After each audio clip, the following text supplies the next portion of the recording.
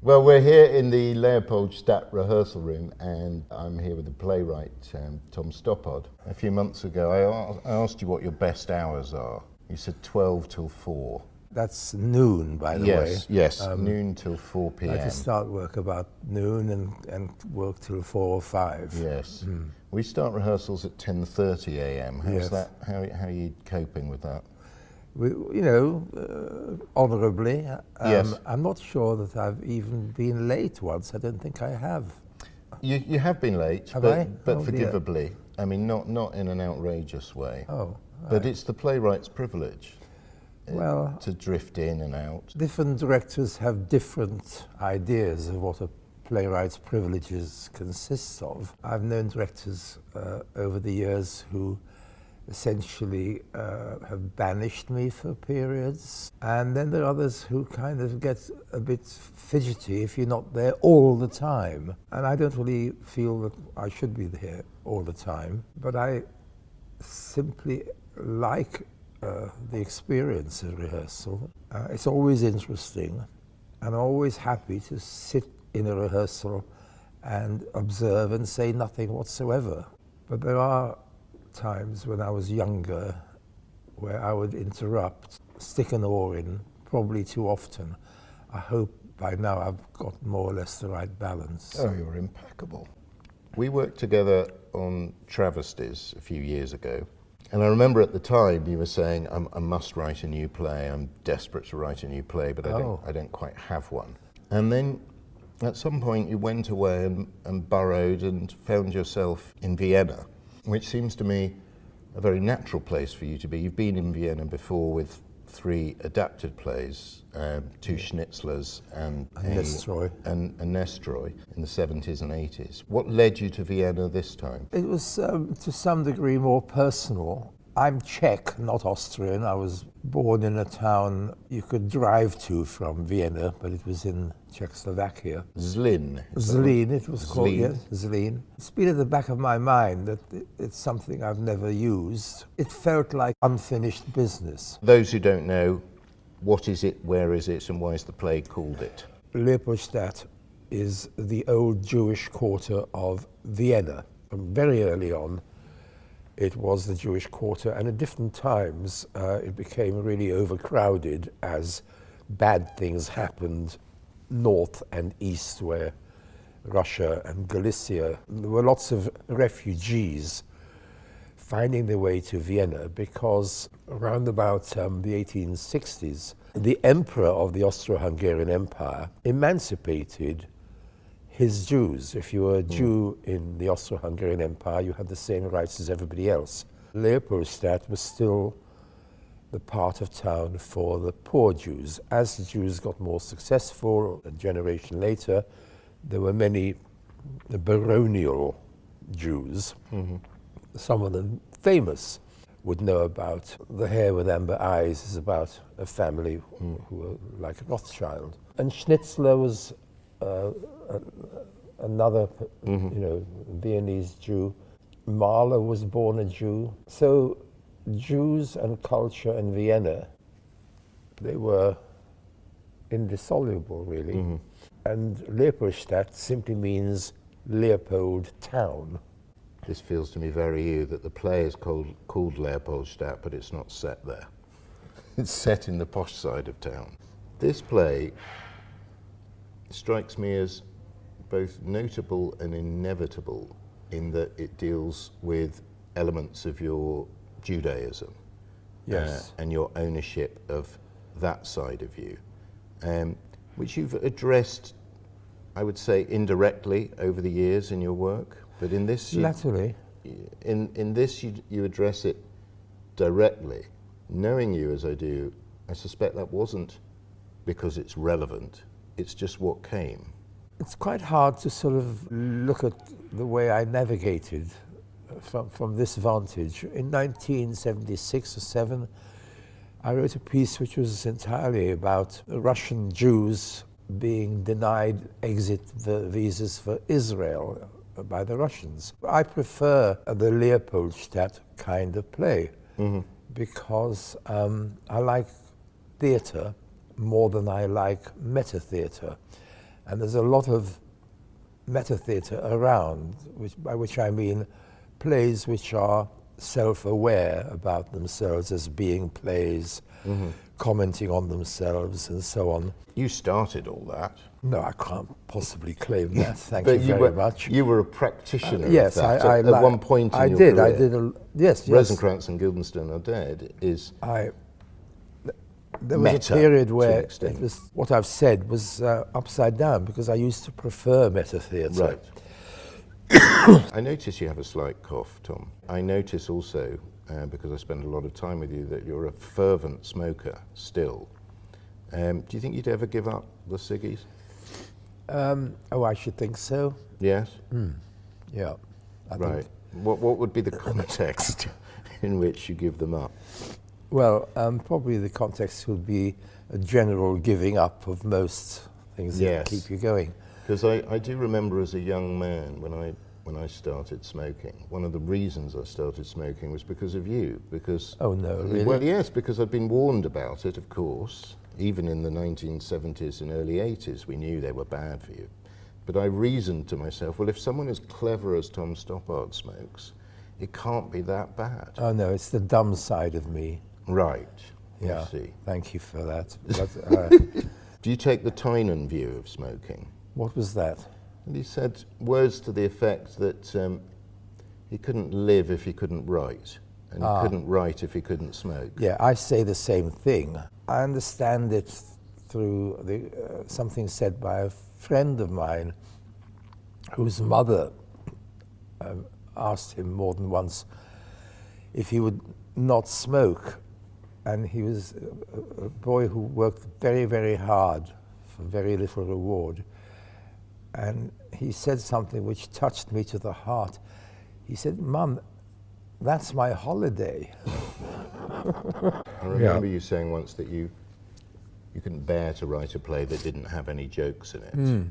I wouldn't know how. And there are some very good ones in this play, but its general trajectory is not comedic. This is No. a dramatic play. Yes. Do you think in terms of genre at all when you're writing a play? I don't allow myself. The fabric that I work with seems to me to combine everything that the human heart can, as it were, feel. The idea of making a divide between comedy and drama, comedy and tragedy, doesn't do it for me. In comedy, the characters don't laugh.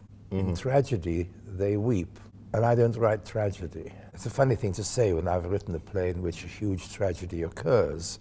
But tragedy as subject matter and tragedy as a methodology, a choice of what kind of writer one wishes to be, they're two different things. It's been said many times that the loss and grief are kind of absolute, and you feel it to the nth. You might lose a parent or a child or a country. The thing in itself is unquantifiable. You're powerfully aware of what's going on in the society around you. You're one of the last people I know who reads a couple of newspapers every day in print. I've seen you at the kitchen table, there they are. You're also someone who goes to the theatre a lot. You like to see what the new younger writers are up to. I'm always very impressed with that because I'm a bit of a lazy person, I think, whereas you seem invigorated constantly by the new and the now. How do you feel about where England and Europe are at right now relative to over the last 50 years? Do you despair? Do you have any optimism? What are your feelings about the way things are going? One should never abandon optimism, but it's the condition, isn't it, of, or said to be the condition of getting older in oneself, that one finds the present disappointing and the past a lost domain. Yes. Not necessarily utopia or paradise, but something better. Whether that's a completely subjective and emotional experience in the head, or whether there's some empirical reality to that, I'm definitely of that persuasion. I'm a nostalgic kind of, I mean, I actually enjoy nostalgia. I think back to places I've been in the past, and I miss what they were like, and I'm revolted by the modern world in certain ways. Now and again, one has this moment of, oh my God, what have we come to? I'm not on the internet personally. I know. I don't possess a computer, though I have a computer address, but I don't have a computer. It seems to me that that's now a watershed in the human experience, as much as any war, for example, could have been. Changes the way people behave. Talking of computers, you write by hand. You wrote a novel. You've written many, many plays. You've written many screenplays. Have you ever written poetry? For domestic consumption, yes. Yes. Comedic poetry? No. I can imagine you've written limericks for travesties. Yeah, oh yes, that's verse. Right, but you have written romantic poetry for domestic I've probably consumption. done that 3 or 4 times, yes. Oh. Do you ever listen to music when you're writing, or is silence your condition? I have had a record, usually a rock and roll record, a track off an album, which I've got a bit obsessed by, and I keep replaying it, under the impression that it's quite inspiring. Yes. But actually, in the end, I have to turn the thing off, because there's nothing quite as inspiring as silence. Right. Was there a particular music that you listened to with this play? No, actually. No, the play is full of music. Well, there is music and reference in the play. to music. Yes, there is. But the last time I wrote a full-length play, it was actually about rock and roll, partly. So there was much more connection with the music I was listening to. What was the music you loved in your youth? Let's say, I was 13 in 1950, so starting there, it was the kind of housewives' choice pop music. Radio Luxembourg, very exotic Americans, Frankie Lane, Johnny Ray. And I was actually at work in my first job when Rock Around the Clock became a record, thanks to being in a movie. And I've always liked what I call pop music. I would say that rock and roll and blues and everything else are part under that umbrella. I've never been properly educated in what people call classical music. I love the way The Real Thing ends, That's where you turn to pop at the end. Yes, it's actually... So I'm a believer, isn't it? I'm a believer, isn't it? Yeah. But it seems to me that you use music quite a lot in your work. It's I always feel I'm relevant to getting you. a free ride. It raises the ante emotionally to have music of any kind actually worked into a play deliberately. It's usually for emotional reason. But I've always relied on the knowledge of my directors, always, Patrick. I hope that... Yes, no, we have some music in the show, yes. Yes. When you began the play, did you have any idea of how huge it would be? Because this is one of your, I would say that this is a big play like Coast of Utopia or Arcadia. It's a huge cast, it travels through time, it's a massively ambitious... Well, it's a whole, it's a family. It's a sort of extended family. When they're all on stage at the same time, including children, it's probably about, 15 human beings are sharing the stage. Well, in fact, we have a company of 26 adult actors and 15 children who are all sharing roles. So it's I feel terrible about this, but there we are, it's true. It's wonderful to work with. For me as a director, to have such a big company is a huge challenge. Yeah. But it's also very moving to see that many people on a stage. This was a play I promised to Sonia Friedman, but I never told her that it would require more than 20 actors. I didn't know, really. Yes. So the point of starting out on it, you had no idea it would be quite so big. No, I don't think I remember thinking anything like that.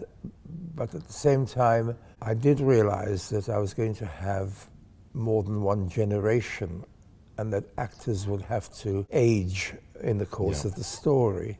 And it got quite complicated for me because I was never quite sure whether I was changing actors in the process or whether they were just looking older and older. Neither option seemed to be without difficulties. In the end, and this is a great thing about working, well, you and Sonia too, essentially you tend to say, don't think about that, just write what you want to write. So I threw caution to the winds.